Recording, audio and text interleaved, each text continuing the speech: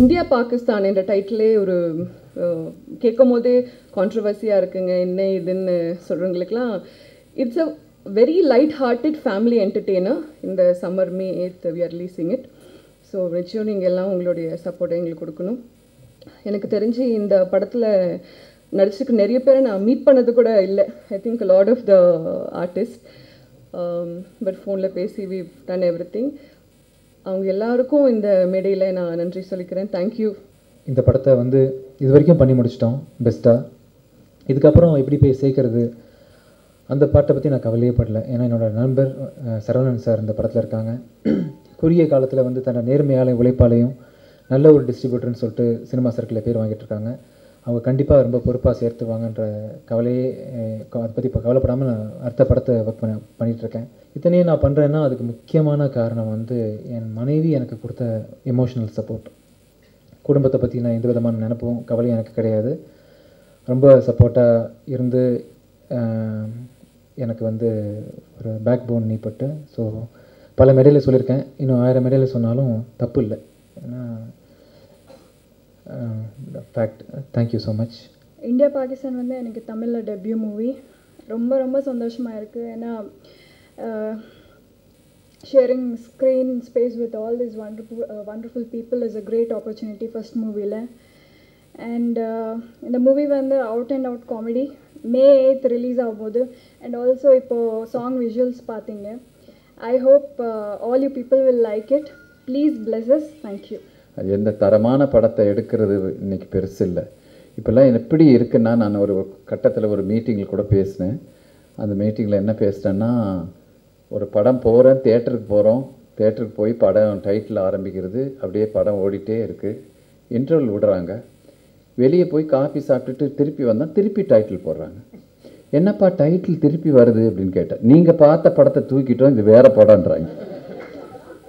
அந்த நிலவரம் இப்போ இருக்குது. அதனால் டிஸ்ட்ரிபியூட்டர்ஸாக முழு படத்தையுமானு பார்க்க வச்சுருக்கேன் தயவு செய்து. ஏன்னா இன்றைய காலகட்டத்துக்குள்ள படம் எடுக்கிறத விட வெளியீடு ரொம்ப முக்கியமான ஒரு அம்சமாக இருக்குது. அந்த வெளியீட்டு வெற்றி விழாக்கு எங்களையும் கூப்பிடணும்னு தாழ்மையுடன் கேட்டுக்கொண்டு விடைபெறுகிறேன். நன்றி.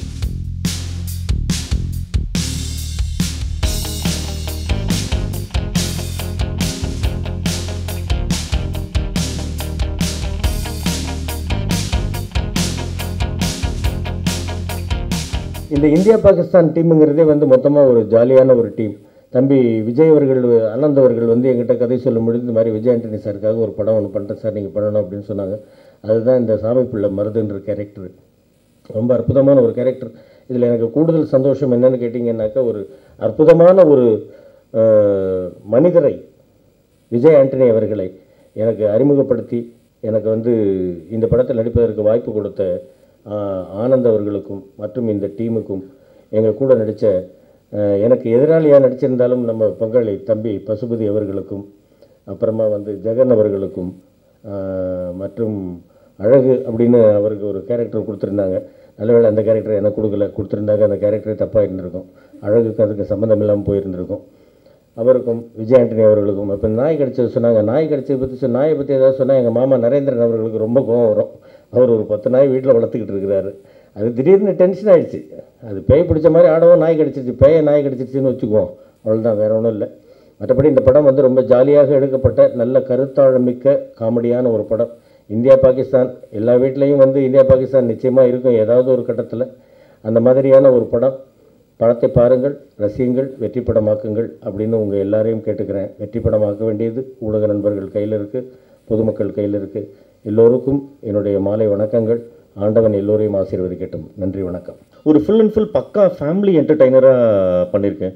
அதாவது ஹீரோயிசம் டேரக்டர் சொன்னார், ஆக்சுவலாக ஹீரோயிசம் காட்டியிருக்காங்கன்னா அந்த மாதிரிலாம் எனக்கு தெரியலைங்க. ஆக்சுவலாக படம் பார்க்கும்போது வந்து ஈக்குவல் ப்ரொபோர்ஷன்ஸாக வந்து எல்லா ஆர்டிஸ்ட்டுமே வந்து நிறைய ஸ்க்ரீனை வந்து யூஸ் பண்ணியிருக்காங்க. ஆக்சுவலாக அந்தளவுக்கு பெர்ஃபார்ம் பண்ணியிருக்காங்க ஃபுல் எல்லாருமே. எல்லா டைலாக் டெலிவரி எல்லாமே செகண்ட் ஹாஃப்லாம் லாஸ்ட்டு ஒரு 40 மினிட்ஸ்லாம் வந்து ஃபுல் அண்ட் ஃபுல் காமெடிங்க. இன்டர்வல் பிளாக்லேருந்து ஒரு 1/2 hour வந்து ஃபுல் அண்ட் ஃபுல் காமெடிஸ் நிறைய. நான் சும்மா லேமனாக சொல்லிட்டு இருக்கேன், பட் ரொம்ப படம் நல்ல படமாக வந்திருக்கேன். அதே மாதிரி நான் வந்து ரொம்ப எல்லாரும் தமிழ்நாட்டில் இருக்கிற முக்கியமான நல்ல விநியோகஸ்தர்கள்கிட்ட தான் அந்த படத்தை கொடுத்துருக்கோங்க. ஸோ அவங்களும் இதை நல்லா கொண்டு போய் சேர்ப்பாங்க. உங்களுடைய சப்போர்ட் இருந்தால் கட்டாயம் கொண்டு போய் பெருசாக இந்த படம் பெருசாக வெற்றி அடையுங்க. ஆல்மோஸ்ட் இந்த ஜனவரியிலேருந்தே எல்லா படமும் நல்லா போயிட்டுருக்குன்னு சொல்கிறாங்க. அதே இண்டஸ்ட்ரிக்கு ரொம்ப பெரிய ஒரு ஹெல்த்தி சைன். ஸோ அதே இதில் இந்தியா பாகிஸ்தானும் கட்டாயம் வந்து ஒரு May 8 ஒரு ஸ்பிரிச்சுவல் டேட்டில் வருது. ஸோ கட்டாயம் வெற்றி அடையும்னு சொல்லிட்டு எல்லாம் உள்ள ஆண்டவனை வேண்டிக்கிறேன். உங்களையும் தாழ்மையுடன் கேட்டுக்கொள்கிறேன், இந்த படத்தை வந்து நல்லபடியாக கொண்டு போய் சேருங்க. உங்களால் முடிஞ்ச சப்போர்ட் எங்களுக்கு கொடுங்க. நன்றி, வணக்கம். எல்லாருமே பேசிட்டாங்க, நான் ஒன்றும் பெருசாக சொல்கிறதுக்கு இல்லை. ஒரு நல்ல படத்தில் நானும் இருந்தேன்றதில் ஒரு பெரிய சந்தோஷம். காமெடி படம், எல்லாரும் காமெடி படம்னு சொன்னாலும் அதில் மெசேஜும் இருக்குது. ஒரு இன்ட்ரெஸ்டிங்கான ஒரு இது. ஏன்னா பாஸ்கர் சார், பாலா மாதிரி, மனோபாலா சார் இவங்களோடலாம் நடிக்கிறது வந்து அது ஒரு பெரிய போராட்டம். அது அவ்வளோ ஈஸி கிடையாது.